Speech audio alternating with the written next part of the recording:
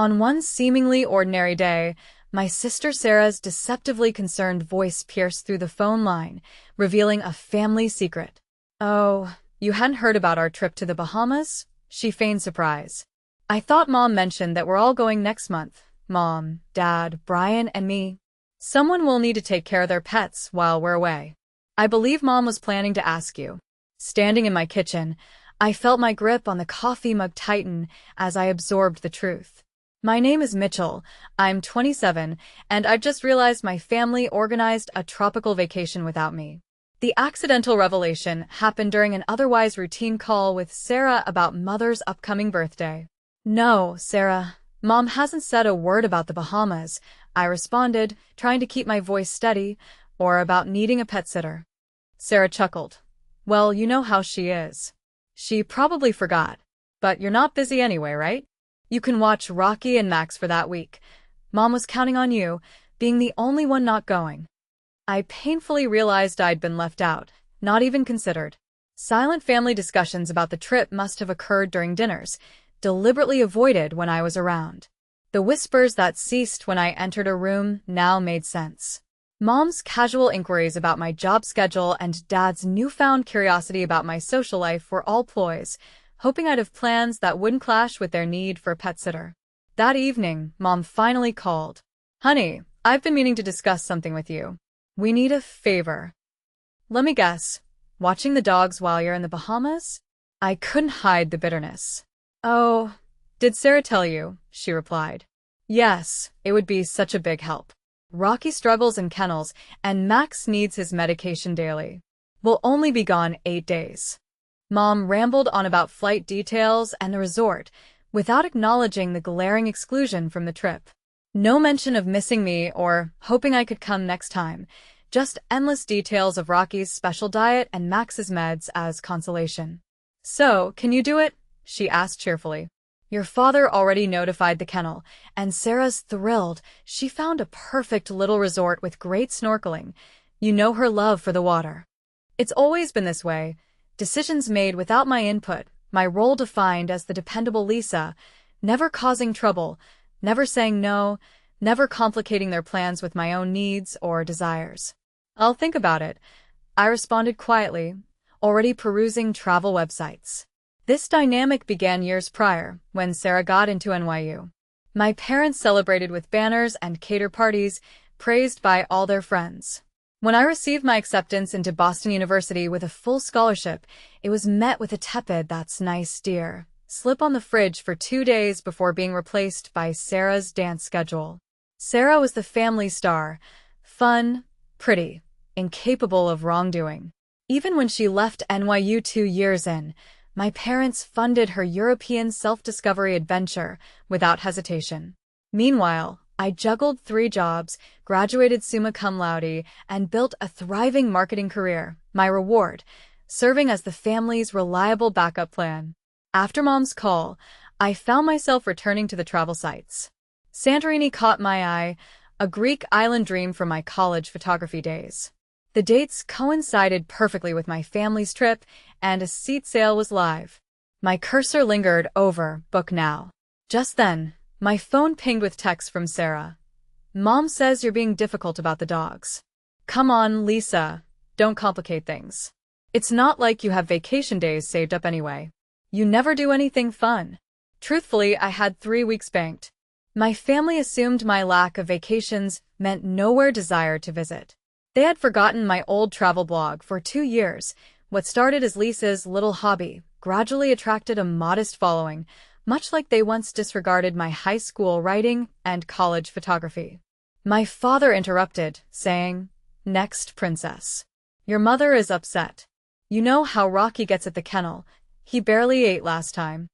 I wondered if it ever occurred to any of them to invite me on the trip. As I finally asked, the silence on the other end was unmistakable. My dad stammered. "Sarah mentioned you probably couldn't get time off work, and you know how your mother likes planning these things. Plus, Brian already put a deposit on their room." "Right," I replied flatly. Much like she planned my college graduation party. Oh wait, she didn't, because Sarah's semester abroad came up suddenly, and everyone had to fly to Paris instead. That's not fair, Lisa, they retorted. Your sister needed family support during her journey of self-discovery. Staring at my computer screen, the image of the gorgeous Greek island loomed, waiting for me. Something shifted inside. Years of being relied upon, the dependable one sacrificing her plans for theirs, transformed into a moment of pure clarity. I'll let you know about the dogs tomorrow, I stated, then hung up and promptly booked my flight to Greece. The next morning, my phone buzzed with messages. My mom sent 6 varieties, ranging from guilt trips to sheer demands. Sarah left 3 voicemails, each more patronizing than the last, and even my father, who avoided family drama, emailed an extensive account of why I was being unreasonable. I decided to unveil my decision during the weekly family dinner, where, as usual, they discussed their Bahamas plans at my parents' house. I've made alternate arrangements for those dates, I said amidst their conversation. You need to find someone else to watch Rocky and Max. My mom's fork hit her plate with a clink. Alternate arrangements? What could be more important than helping her family? My trip to Greece, I replied, sipping from my glass as their expressions morphed from confusion to disbelief. To Greece? Sarah laughed incredulously. You're not going to Greece. I displayed my confirmed itinerary on my phone. Actually, I am. 8 days on Santorini, starting the same day you leave for the Bahamas. But you can't, my mom spluttered. What about the dogs? The kennel is fully booked. Sounds like poor planning on your part, I said steadily. Maybe Sarah's boyfriend, Brian, could watch them. He's family enough for the Bahamas trip. That's different, Sarah protested. Brian's my partner. Besides, he's allergic to dogs. How convenient, I countered, standing to gather my things. I'm sure you'll figure something out. You always do when it's important. Lisa, sit down, my dad commanded. You're being childish. This isn't like you. That's the problem, isn't it? All of you have assigned me this role. Reliable Lisa, dependable Lisa, always available Lisa. Did any of you think that I might desire to be included in family vacations or have my own plans, my own life? Silence enveloped the table. My mom seemed on the verge of tears as Sarah sat, mouth ajar, while my dad wouldn't meet my eye, staring instead at his plate. I have to go, I said, heading for the door. I need to shop for swimsuits. Santorini has breathtaking beaches. The fallout unraveled predictably. My mom orchestrated a full-fledged guilt campaign, rallying every relative willing to listen. Aunt Carol lectured me on selfishness. Cousin Rachel bombarded me with texts on family loyalty, and even my grandmother chimed in, though mostly puzzled about why I couldn't watch the dogs from Greece. Sarah approached more directly, arriving at my apartment unannounced. You're only doing this to spite us, she stated, barging in without an invitation. This isn't like you, Lisa. You've always been the responsible one. The responsible one? I echoed. You mean the convenient one, the one expected to drop everything when you all need something. That's not fair. We truly appreciate everything you do. Do you? When was the last time any of you showed that appreciation? When was I last included in family plans instead of being expected to fill in the gaps? Sarah slumped onto my couch, her perfectly blonde hair falling flawlessly. Even in her frustration, Sarah expressed, we didn't think you'd want to join the Bahamas trip, as you're always engrossed with work. I retorted, did anyone even consider asking me if I might want to accompany my family on vacation? Well, no, but... Sarah stammered. But nothing, I replied.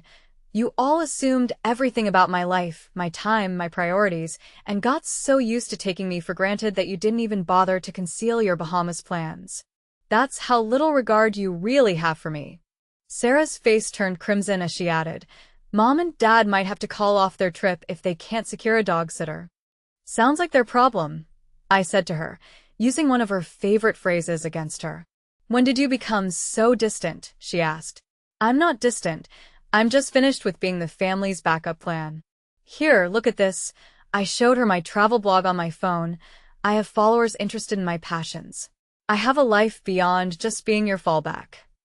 As Sarah reviewed my blog, her expression shifted from indifference to astonishment. These photos are exceptional, she complimented.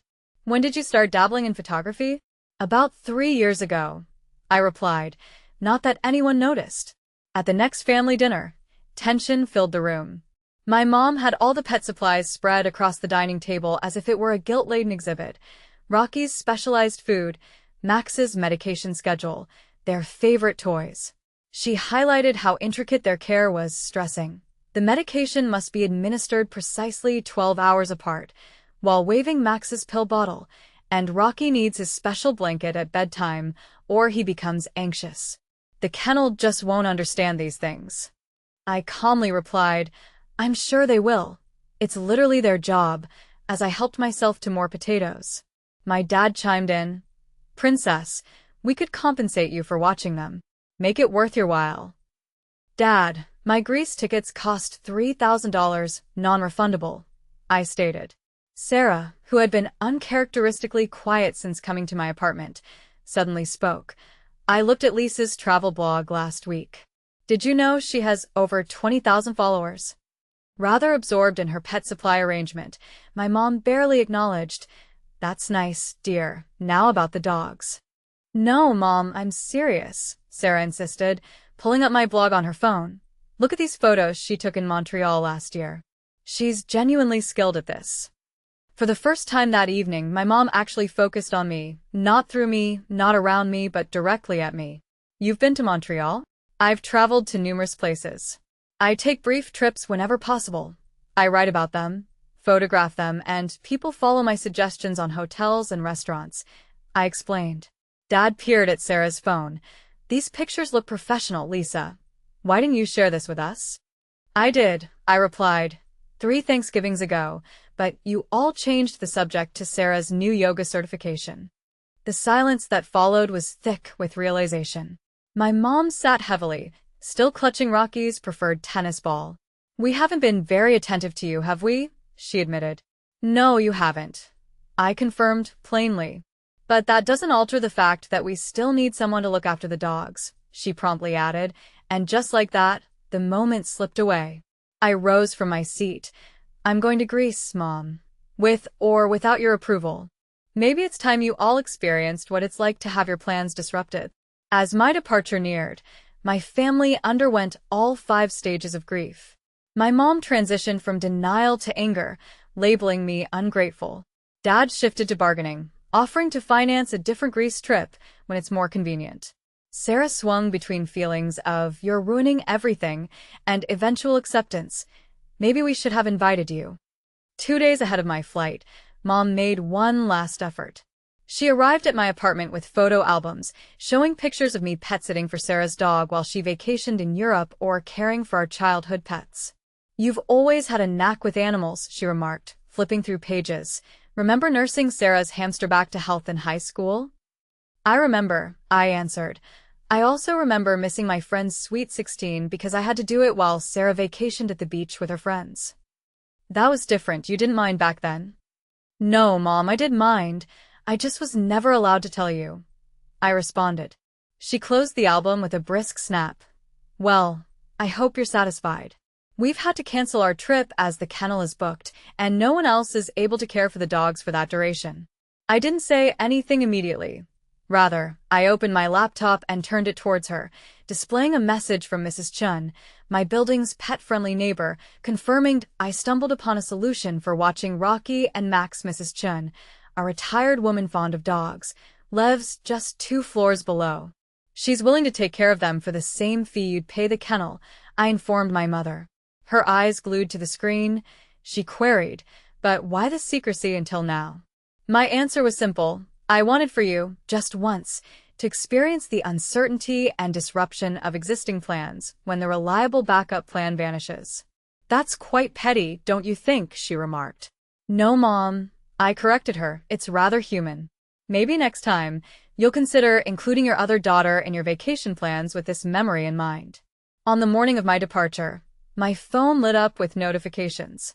Mom had, for the first time, tagged me in a social media update featuring one of my photos from Montreal on my travel blog. Her lengthy caption expressed pride in my achievements and anticipation for my pictures from Greece. Sarah's text followed swiftly, suggesting that Mom's motivation was to impress her country club circle, claiming involvement in planning my Greece trip. Mom's focus had always been on appearances. Recognizing my travel blog success, she saw a chance to boast at her tennis club. Dad made a surprising visit before I left for the airport, holding out a new camera lens he'd heard me mention. I saw genuine curiosity in his eye as he said my sister showed him my blog, acknowledging the specific lens yearning I'd shared. Emotional conflict gripped me, half tempted to reject the overdue gesture. Still, I received the gift and invited him to preview my planned shots. He engaged with enthusiasm, delving into my details of composition and lighting, even subscribing to my blog on the spot. You know, Dad admitted as he was leaving, I've opted out of the Bahamas trip. Your mom and sister should enjoy it without me. I thought to oversee things at home, especially the dogs since Mrs. Chun might need backup.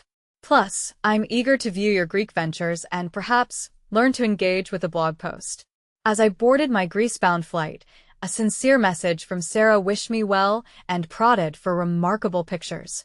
Mom's reminders about home security tasks ignored the essence of inclusivity. Yet it was Dad's note that moved me. Just posted my first blog comment. Hope I got it right. Prioritize your well-being in Greece, beside the camera work. Love, Dad. Settling into my seat, I reflected on the profound impact of substantial gestures compelling a shift from the status quo. Historically positioned as the family's steadfast support, I hoped to affirm my leap into the spotlight through these endeavors. Santorini unfolded as a dreamscape beyond my vision. Each day introduced fresh awe at the morning blend of sunlight against the azure-domed architecture. My days thrived on capturing the maze of cobblestone passages and untouched expanses, to the delight of my blog followers. Yet, astoundingly, my family emerged as an active audience. Dad participated eagerly, his discourse maturing from compliments on vivid skies to insightful remarks on technique.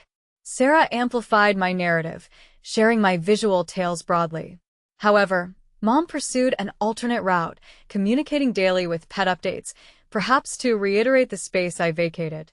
Rocky's longing for you persists, she'd claim, or mention Max's stubborn dining habits, depending on Dad's intervention. When guilt cues failed, she shifted to photographic critique, questioning the frequency of sunsets or querying the tone in reviews, tacitly urging consideration for business owners. While seated at a cliffside cafe one evening, an unexpected call came my way. It was Mrs. Chun, sounding amused. Your mother visited us 6 times today, she laughed. She's been bringing me coffee and asking a million questions about your pet-sitting qualifications. I felt a twinge of embarrassment and started to apologize, but Mrs. Chun interrupted, continuing with a chuckle. After teaching high schoolers for 40 years, 2 dogs are easy. However, she added, your mom didn't seem too fond of that remark. That very night, my dad sent me a direct message. It seemed Mom had booked a room at a hotel instead of enjoying the rest of their Bahamas excursion. She's struggling to have fun knowing strangers are caring for her dogs, he explained. Sarah was also upset about this development.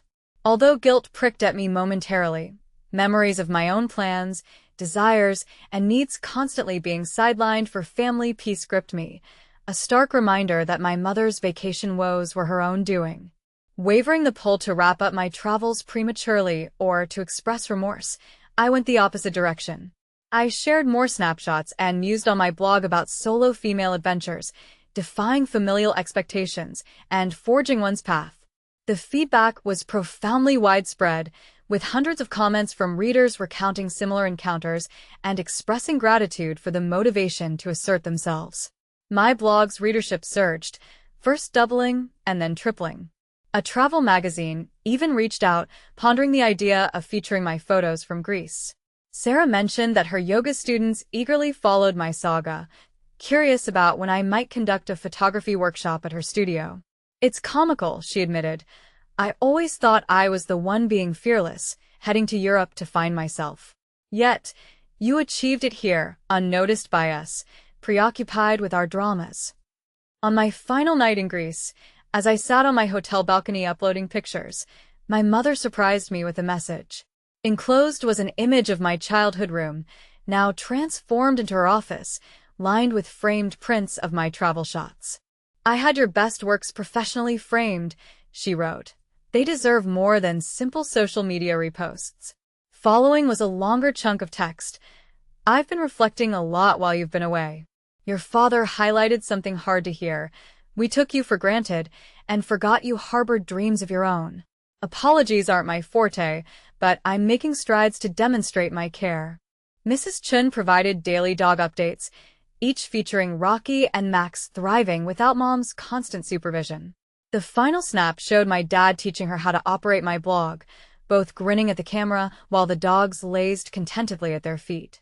Sarah's concluding vacation photographs from the Bahamas were notably different from her usual meticulously arranged shots. "Learning to view things through your photographer's lens," she captioned. "Not quite as great as yours, yet I'm learning to look deeper." Over those 8 days, there was a shift, a realization that a perfect kin they were not. With Mom still sending daily dog texts, Dad's ongoing tech troubles, and Sarah occasionally revealing signs of competitive jealousy, the family was far from flawless. However, there was an emergence of effort, a willingness to recognize me in a new light. 6 months subsequent to my Greek odyssey, the family convened for Thanksgiving. The dining space walls proudly displayed an eclectic mix of my travel images alongside family portraits, steeped in tradition. Mom ingeniously converted my blog's logo into place cards, small gestures with resonant meanings. "We've got news," Mom announced while dining. "We're planning another family trip." My initial reflex was to brace for exclusion. Yet, Sarah intervened with a quick, "And before you assume anything, we want you in on the planning. Your blog followers adored your Greece content. Perhaps you could replicate that magic for our next escape." Dad then produced a folder, exclaiming, "I've been researching photography tours in Italy. Maybe you could share some insights on shooting beyond selfies and dog snaps." Trying to maintain a nonchalant tone, Mom added, "And Mrs. Chun is on board to watch Rocky and Max. I checked months back to be sure." As I surveyed the family around me, I truly saw them, Mom, in her ever-controlling nature, learning new ways to channel it, Dad hoping to foster a newfound connection through photography, and Sarah acknowledging me beyond a rival. "Italy sounded ideal," I said, pulling up my phone to propose a few fledgling ideas. "This time around," I cautioned, "I'm taking charge of the itinerary." Picking up on the light-hearted mood, Dad grinned. "Wouldn't have it any different," he replied. "After all, you're the expert now."